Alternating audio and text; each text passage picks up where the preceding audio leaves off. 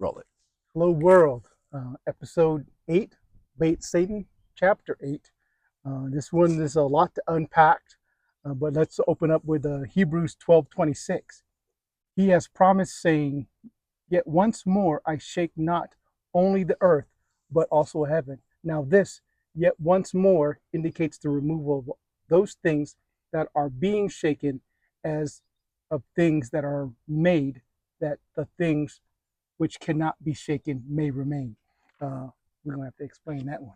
So the big part of this chapter, right, is talking about how there's a contrast between Judas and Peter. Yes. And he talks about how Jesus told Peter, hey, you know what? You're going to be sifted as wheat. Satan has actually asked to sift you as wheat. Yep. And so this whole, like, seriously, this chapter could be broken up in 3 parts. Obviously, we're not reading the whole chapter. We're just going to cover some high points of it. But Yep. when we talk about shaken, he goes into a definition of like 5 purposes of shaking an object is to bring it closer to its foundation, to remove what is dead, to harvest what is ripe, to awaken, to unify or mix together so that it can no longer be separated. And that's where we're at right now, right? Is to be awakened, to be ripened, and to shift through some things to mix it up to the point that we cannot be separated to the Lord, right? That we impose. Because once we've come to Jesus, he says, nothing can take you away from me. Yeah.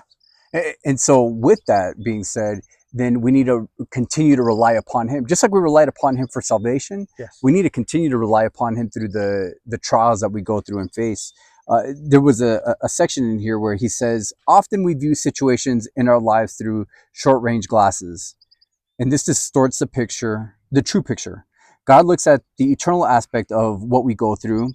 But if we look at situations only from a limited vantage point, 2 things can happen. He says the first is in the midst of God's purging process, we will be easy prey to offense, whether it be with God or one of his servants, right? And so sometimes we can be offended with God. We can be like, you know what, we're mad with God. We're mad, like, how could God do this? Or doesn't God love me? Or, you know what, God's just punishing me right now.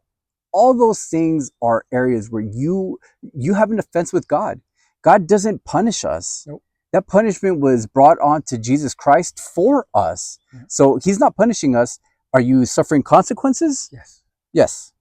But you're not being punished. Nope. So sometimes we go through things and our aspect is we're offended with God, or we could be offended with one of his servants. I don't think we need to discuss that, right? No, because that's a whole nother subject. But the big thing, like you said, right, he doesn't punish us; he sanctifies us that's through good, the right trials there. and tribulations that we're supposed to. And that's through James and everything else. And so we got to look at that aspect and say, okay, where's my foundation? Is it foundation in man and in myself, or is it in the Lord? No. And so then the second thing he says is the second thing, we can easily be deceived by the enemy. Satan will use something that seems right at the moment, but his ultimate plan is to use that to our own destruction or death, right? And there's some times where we're in a situation and it's like, oh, you know what? I know how to handle it. I don't know how to get through this. Thinking of Judas, right? Like Judas, you know, Satan obviously presented lots of things to him. Yeah. And he's like, oh yeah, you know what? Because he was frustrated with certain situations, didn't like the way things were happening. And guess what? Now he's being offered this opportunity big to, money. Hey, Big money. hey, guess what? Hey, you can go ahead and you know what? This is how you feel. You know what will help you with what's going on. And you know what? We know that you want to prosper yourself. And so why don't you take this? And he ends up betraying Jesus, right? So Satan used something that seemed good, right? And Judas ended up taking the bait. Yep. And then it says, when we are settled in trusting God, we are not moved from the Father's care. And here's what's so important. We will not succumb to the temptation to care for ourselves. Yep. That's the biggest thing. Right. Self-preservation, self-protection. The armor of God was not designed so that way we could take care of ourselves. The armor of God was designed so that we could rely on God to take care of us. Yep. And look at, like you said, Judas and Peter, right? Jesus not just only forgave Peter, but he restored him. Yeah. And he sat on the steps of a lot of places to the same group of people that crucified Jesus, saying, The Lord is coming. The Lord is the Savior. The Lord has sacrificed himself for all our sins. Yeah, yeah, and So, that's I mean, ultimately, that's the big part of this chapter. Just even what you said right there, right? There was a time where Peter was, the Lord challenged him, like, "Hey, this is what's going to happen," and Peter's like, "Nope, not me. I'm going to go with you to the death." yeah, He says it right here. He's like, that statement was not born out of the Spirit, but his own own self confidence. self-confidence. Sometimes we can be so confident in the accomplishments that honestly seem good Yep. and seem right, and there's victories, Yes. right, that the Lord has brought us to, but It's not our victory. thank you. Yeah, it's not our victory. It's not self-reliance. Correct. It's got to be God reliance. And sometimes the Lord allows things to go into our life so he can be like, "Hey, you know what? Who were you leaning on for your victories? Who do you rely upon to get you through things?" Yep. Oh well, Job, Yeah. when he started hollering at God, Yeah. where were you? Yeah.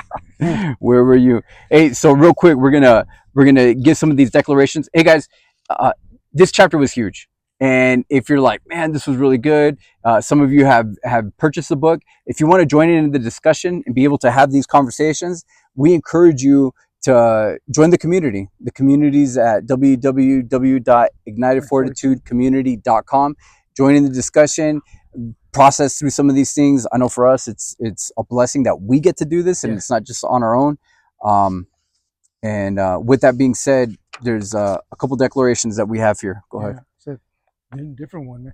Father, I declare openly that I will never serve you for what you can do for me, Hmm. but rather for who you are and what you have already done for me. What's the other one is examine me, Holy Spirit, and reveal the hidden weaknesses in my heart. By the grace of God, remove my weaknesses and build my life in your power and might. Mm. Father, transform my heart completely and remove all shreds of the pride of life, that I may be able to fulfill my destiny in Christ. And then I love this one. It's right. It's almost exactly as yours. Holy Spirit, examine my heart and purge me of any selfishness and pride that could hinder my devotion to Christ. Come on now. Hey guys, God bless you. Thanks for tuning in, and we hope to see you in the community. God bless.